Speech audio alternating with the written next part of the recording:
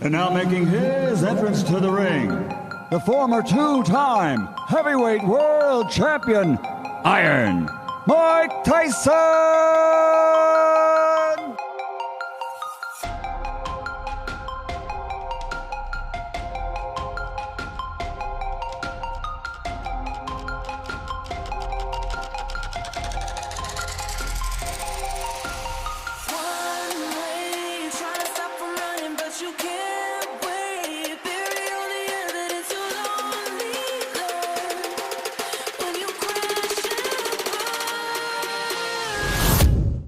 From what I can remember from the day I was born, it was always hard times, welfare, not much food, no money, crime-infested neighborhoods, murders, pimps, prostitutes, drugs, and it was survival of the fittest.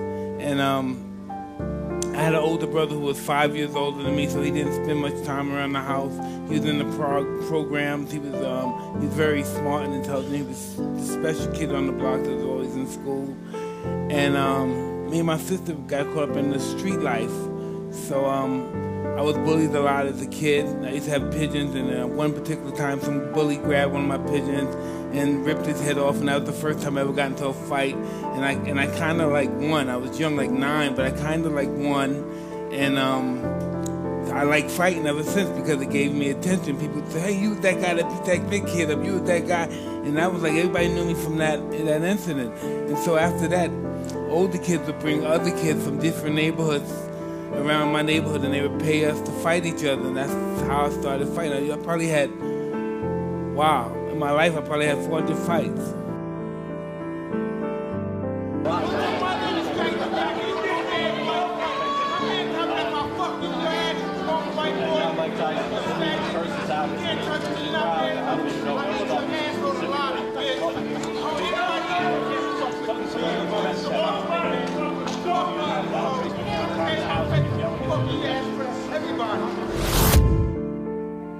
I've been drugged since I was 9 years old. Wow, what kind of drugs back then? Cocaine, marijuana, alcohol, liquor. Because when I was younger, my mother, who wasn't educated on drugs and alcohol, even though she'd been in college, in order to perhaps get me to go to sleep, I was making a lot of noise, she would give me alcohol. Wow. Thinking I would go to sleep, at that time. And so I started getting into a lot of trouble. By the time I was 12, I was arrested probably 40 times. Everybody in the juvenile and the police department knew my name. Everybody, I was a regular. And so eventually they sent me away, and I was in this place. They sent me there for 2 years. And so I'm there, and eventually I get shipped away to another reformatory upstate New York. And I meet this gentleman named Bobby Stu, who's a former professional fighter. Not a big-time fighter, but just a former professional fighter. 4 10-round fights, never big time. And every weekend he started... he would box with the kids, and then one particular day he boxed me, and he beat the shit out of me. But I took the beating. He hit me in the stomach. I fell down. I got back up, but he kept beating the shit out of me. But I took it, and he thought that was a badge of courage. And so he started boxing me, started teaching me how to box, and then eventually I was 13. Then I became too good. I never experienced love. My love was hurting people. Yeah. The more people I hurt, the more love I received. Yeah. And it just was a time in my life I grew up and I lived that life, and I received love, and I saw what love done once I became involved with my wife and we started having kids. And even though I had children before, I'd never been in a relationship when I was totally dedicated to. Just like I wasn't fighting to be the best fighter I could, I wanted to be the best father and the best husband I could totally become. And, well, let me say about myself, what I've experienced, because I can only speak on myself. My whole life lived with off my ego. Just I was a megalomaniac with a low self-esteem. If you said something, I always say I'm nobody, but if it's something I want to accomplish, I'm the greatest. I'm a god. I could accomplish something. But as far as my perspective on myself, I'm shit. Look at the life I come from. Even though I'm making all the money in the world, but look at me, my mother, my father, they're sex workers. What the fuck am I? Who am I? I'm a piece of shit. But I'm the highest paid athlete in the world. I'm the baddest man so-called on the planet. But that's the low self-esteem that I guess I received.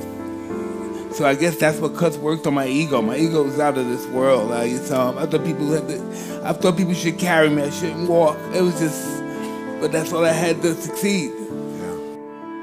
I didn't have no perspective of myself. I just looked at my idol, Jack Dempsey, all these guys, Kid Jockler, and I watched what they did. I watched what they said. Sometimes I said things that are really crude. You know what I mean? That's ironic sometimes. But I said because my heroes said. They said it in 1902. So it probably was, you know, they, by the time they got into the press in America, they had 100 fights since then. But right now, they ain't. But the way the world is, as soon as you say something, automatically it's around the world. So I would tell people that these guys are kids, I'm immortal, they can never beat me, how dare them challenge. And I would just say all these dreadful things. That's because I had a low self-esteem. I would always talk down about others. I'll kill you next time. And it was just all because I was afraid of losing. Oh, absolutely. From custom models' perspective, I look at myself as nothing. I'm just pale, and I'm willing to do anything to myself to improve, to be the best. I'm willing to sacrifice my body. I'm willing to sacrifice my psychological health to just be the best in the world. And that's what really sacrifice is. You really have to sacrifice your life, regardless if it's a marriage. Sometimes you have to sacrifice your life for a marriage, or sacrifice your life for a goal you want to accomplish, and that's the goal the rules that I've always taken, is sacrifice and be objective. Wow, man, in all due respect, this is just, my mission is just to destroy everyone.